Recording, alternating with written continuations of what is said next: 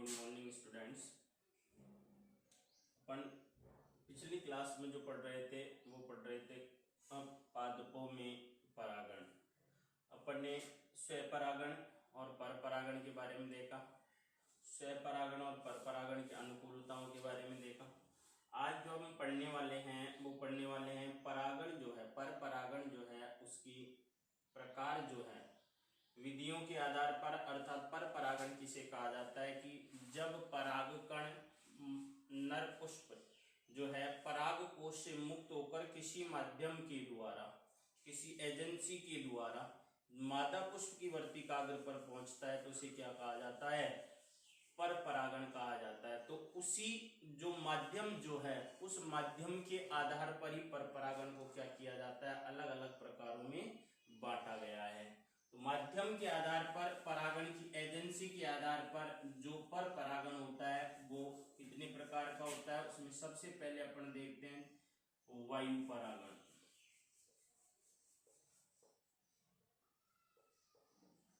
वायु परागण, एनीमोफिली।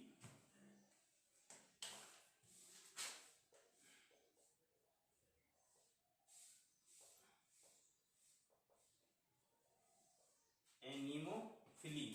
तो इस आधार पर वायु परागण की बात करते हैं। जब परागकण, इसमें किसमें होगा, जब परागकण वायु द्वारा मादा, वायु द्वारा मादा पुष्प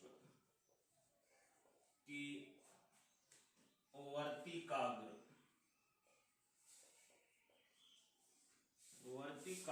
पर पहुंचते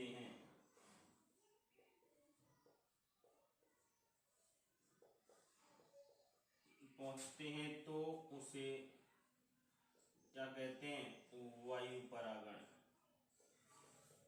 क्या कहा जाता है, वायु परागण कहा जाता है। जब परागकण नर पुष्प जो है, नर पुष्प के जो परागकोश है उस परागकोश से मुक्त होकर कहाँ पहुंचेंगे, मादा पुष्प की वर्तिकाग्र पर पहुंचेंगे। किसके द्वारा, वायु के द्वारा। किसके द्वारा, वायु के द्वारा। तो एनीमो जो वर्ड आता है वो वर्ड किसके लिए आता है, वायु के द्वारा, एनीमोमीटर। तो एनीमोमीटर, जो एनीमो वर्ड किसके लिए आएगा, वायु के लिए आता है। तो इससे अपन को आइडिया लग जाता है। एनीमोफिली, फिली का मतलब परागण, और एनीमो वायु के द्वारा जब परागण की क्रिया होती है तो इसे क्या कहा जाता है, वायु परागण कहा जाता है। अब देखो वायु परागण, वायु जो है एक अजैविक घटक है, अजैविक घटक, वायु का एक अजैविक घटक। और इसी अजैविक घटक के कारण जो वायु जो है, वायु को कोई आकर्षित करने की आवश्यकता नहीं होगी, तो इसीलिए वायु परागित पुष्प जो होते हैं, वायु परागित पुष्प कैसे होंगे, रंगहीन हो सकते हैं, रंगहीन हो सकते हैं, मकरंद ग्रंथियां अनुपस्थित, मकरंद ग्रंथियां या मकरंद अनुपस्थित,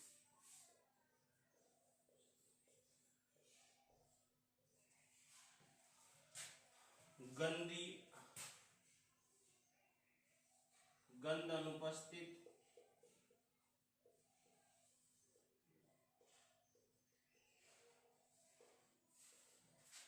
हो सकते हैं,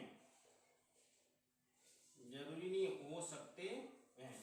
तो यहाँ पर जो पुष्प है वो रंगहीन होगा, मकरंद अनुपस्थित होगा और गंध भी क्या होगी, उसमें अनुपस्थित होंगी। तो ये कोई जरूरी नहीं है, परंतु ऐसा क्यों, कारण उसका क्योंकि वायु जो एक अजैविक घटक होता है, अजैविक घटक अर्थात अनाकर्षित पुष्प बोल सकते हैं इनको। क्या कहा जा सकता है, ये पुष्प जो वायु परागित पुष्प जो होते हैं वो कैसे होते हैं, अनाकर्षित पुष्प होते हैं। आगे बात करते हैं परागण की, परागकण की।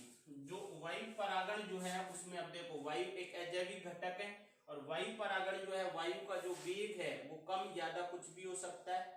परागकण कितनी दूरी पर पहुंचेंगे ये कौन डिसाइड करेगी, वायु, क्योंकि वायु तेज झोंका आया वायु का, तो जितने भी परागकण हैं वो वायु के साथ सारे उड़ के चले जाते हैं। तो यहाँ पर जो परागकण की पॉसिबिलिटी को बढ़ाने के लिए, परागण को पॉसिबल करने के लिए परागकण जो है बहुत अधिक संख्या में क्या किए जाते हैं, उत्पन्न किए जाते हैं। तो संभावना ये होगी कि जितने ज्यादा परागकण उत्पन्न होंगे तो उतनी ही संभावना वायु परागण होने की बढ़ जाएगी, क्योंकि वायु परागकण के द्वारा, वायु के द्वारा परागकण जो है वो क्या करेंगे, एक स्थान से दूसरे स्थान पे पहुंचते हैं। तो इसमें पुष्प द्वारा अधिक संख्या में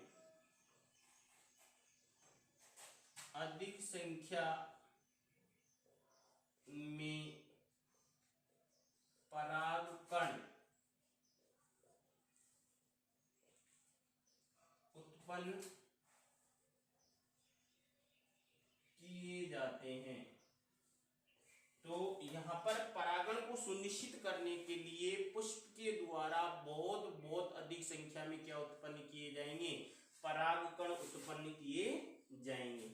उसके बाद अगर परागकण की विशेषता देखते हैं, जो परागकण जो होगा जितना हल्का होगा तो परागकण इसमें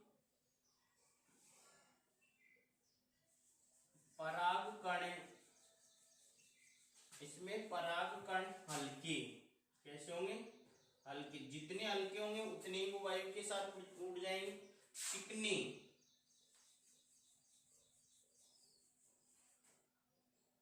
हल्के, चिकने, शुष्क, कैसे होंगे, शुष्क होते हैं। तो परागकण हल्के भी होंगे, चिकने भी होंगे और शुष्क होंगे। चिकने का मतलब क्या होगा कि जो परागकण जो है बाहर से क्या होंगे, वैसे चिकने का मतलब वैसे नहीं है कि यहाँ पर इनकी जो बाहरी सतह जो होगी वो कैसी होगी, सपाट होगी, जिसके कारण ये परागकण एक स्थान से दूसरे स्थान पर आसानी से वायु के साथ उड़कर पहुंच जाते हैं। शुष्क होंगे, अगर गीले हुए तो वायु परागकण कहीं भी चिपक सकते हैं, इसलिए ये परागकण कैसे होंगे, शुष्क होते हैं। तो जब वायु के द्वारा परागण, ये अपन ने किसकी विशेषता, पुष्प की, ये विशेषता किसकी है, परागकण उत्पन्न किए जाते हैं, अधिक संख्या में परागकण क्या किए जाएंगे, उत्पन्न किए जाएंगे। और परागकण कैसे होंगे, हल्के, चिकने और शुष्क परागकण यहाँ पर उत्पन्न किए जाएंगे। आगे एक और देखते हैं, ये तो हो गई किस, ये सारी विशेषताएं जो है ये रिलेटेड किससे हैं, नर पुष्प से। मादा पुष्प की बात करते हैं, क्योंकि वर्तिकाग्र पर जाकर परागकण गिरेंगे, तो इस वर्तिकाग्र की भी यहाँ पर विशेषता, अर्थात ये वर्तिकाग्र भी कैसी होगी, परागकणों को ग्रहण करने के लिए कैसी हो सकती है। तो इसमें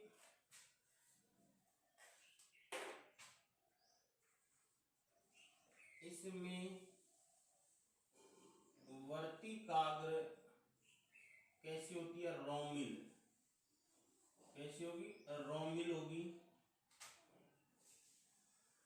कैसी होगी, रोमिल, और चौड़ी हो सकती है, जिसके कारण परागकणों को आसानी से ग्रहण कर सकती है। रोमिल होती है, चौड़ी होती है, और क्या बोल सकते हैं इसको अपन,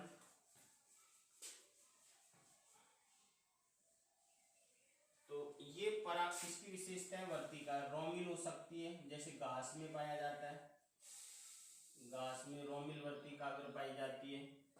चौड़ी वर्तिकाग्र होगी जितनी, तो जैसे इस तरीके की वर्तिकाग्र हो, जिसके कारण परागकणों को आसानी से क्या की जा सकती है, ग्रहण कर सकती है। और देखते हैं यहाँ पर पुष्प की एक बात और देखते हैं, तो पुष्प जो होगा, नर पुष्प जो होगा वायु परागण में, नर पुष्प जो है वो कहाँ, ज्यादातर कंडीशन में कहाँ होगा, शीर्ष पर पाया जाएगा, जिसके कारण वायु के झोंके के साथ पराग स्फुटन होकर परागकण आसानी से उड़ सकते हैं। जैसे मान लो ये जो है ये, और एक पुष्प तो कहाँ होते हैं, जैसे ये लीफ है, पर पुष्प हो। इसमें तो क्या होगा, जैसे ही वायु के कारण ये लीप से क्या होगा, ये परागकण आसानी से नहीं जा पाएंगे। और जबकि यहाँ पर अगर पुष्प है, जैसे मान लो कोई पुष्प यहाँ लग रहा है इस कंडीशन में, तो इस कंडीशन में क्या होगा, ये परागकण जो है आसानी से इसके साथ वायु के, जैसे वायु के जोकों के साथ ये आसानी से एक स्थान पर दूसरे स्थान पर चले जाएंगे। और बात करते हैं तो यहाँ पर जो पुष्प जो होगा, उसमें पुष्प जो होता है परागकोश, जो अपन ने योजी पर पुंकेसर पढ़े थे, पुंकेसर के 3 भाग थे, कुतंतु, योजी और परागकोश। तो यहाँ पर जो परागकोश जो होते हैं, परागकोश का योजी, यहाँ पर ये परागकोश कैसा होगा, द्विपालित, ये कैसा है, द्विपालित, और ये योजी। तो यहाँ पर ये परागकोश जो है वो कुतंतु के साथ इस तरीके से जुड़े हुए रहते हैं, इसको बोलते हैं मुक्त दौली। और जिसके कारण ये परागकोश है ये स्वतंत्र होता है हिलने डुलने के लिए, जिसके कारण वायु के जोकों के साथ ये पराग स्फुटन हो जाता है, और पराग स्फुटन होकर ये परागकण जो है यहाँ से क्या हो जाते हैं, मुक्त हो जाते हैं, और आसानी से वायु के साथ एक स्थान से दूसरे स्थान पर पहुंच जाते हैं। तो इस तरीके से ये सारी विशेषताएं किससे रिलेटेड है, वायु परागण से। किससे, वायु परागण से।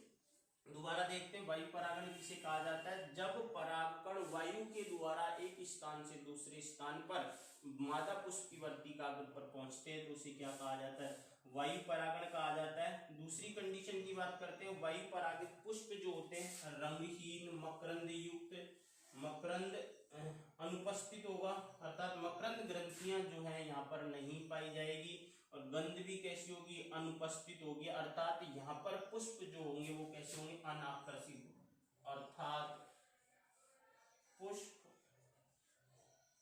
अनाकृषित, कैसे होंगे, अनाकृषित होते हैं, कैसे होंगे, अनाकृषित पुष्प होते हैं।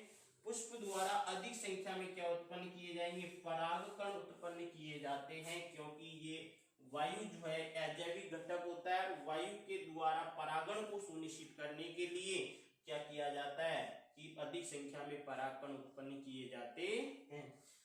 परागकण की विशेषता देखते हैं तो परागकण हल्के होंगे, चिकने होंगे, शुष्क होते हैं, और अधिक संख्या में क्या किए जाएंगे, उत्पन्न किए जाएंगे।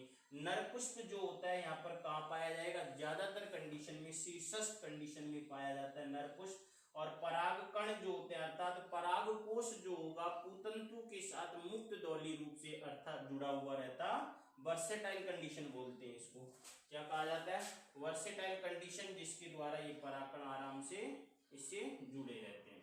क्लियर। अब दूसरी बात करेंगे अपन जल परागण की, जो करेंगे अपन नेक्स्ट क्लास में।